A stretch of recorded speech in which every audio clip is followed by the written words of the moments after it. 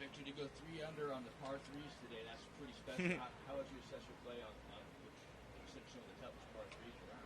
Yeah, I had to make up for not making any birdies on the par 5s, so I definitely got after it on the par 3s.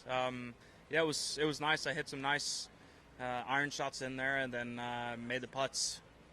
Was there a shot of the day that kind of stands out in your mind from all the great ones you had? That's a good question. I felt like more so just the nice up and downs that I made. I hit some really nice chip shots today, especially on 10 was a nice up and down there, and making a par on, which one is it? 12, I hit it left, which is pretty dead. Making it up and down there was pretty nice. Other than that, it was a lot of solid shots, but it wasn't anything that stuck out and that was the shot of the day, if that makes sense. What's the biggest challenge that Harbour Town kind of presents to you? It definitely makes you uncomfortable off the tee, but that's so. I think you'll probably see a lot of guys go to kind of a safety shot out here. I played with Chris Goddard today, and he obviously went to Oklahoma and likes that low ball. He hits a lot of those low balls out here just to kind of keep it down so it doesn't get affected by the wind, but also keeps it kind of in the middle of the tree. So, but that's only, if you are able to put it in the fairway, you still got to hit it into really short or small and narrow greens.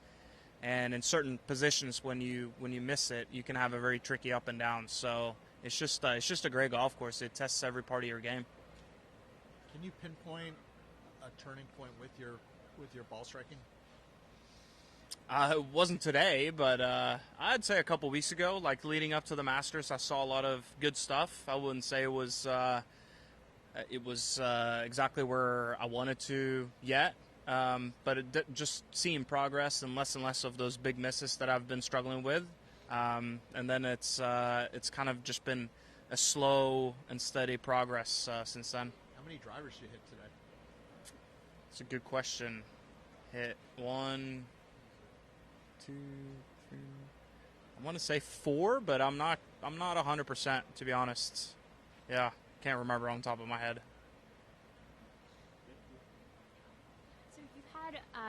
You had a top 15 last year.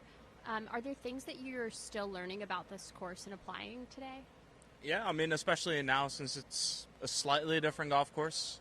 I think we're still kind of getting used to some of the subtle changes. But, I mean, it's kind of the great thing about this course is that it's all what we like to say. It's all right there in front of you. It's very tricky and it's very visually demanding. I think that's one of the geniuses of Pete Dye is that he really makes a hole, even though it doesn't need to be the longest one or it looks relatively straightforward, but you got to hit some good shots. So I think it's more about the execution than actually learning the golf course. And you're coming off a pretty intense stretch of golf. There's a lot of golf left this week. How are you planning to pace yourself? Yeah, definitely feeling some of the stress after last week and kind of leading up to the Masters. And frankly, the whole year I've been working really hard. And I think now that I'm seeing my game progress and get closer to where I want it to be, I can start to relax a little bit more and focus on kind of the recovery aspect of things.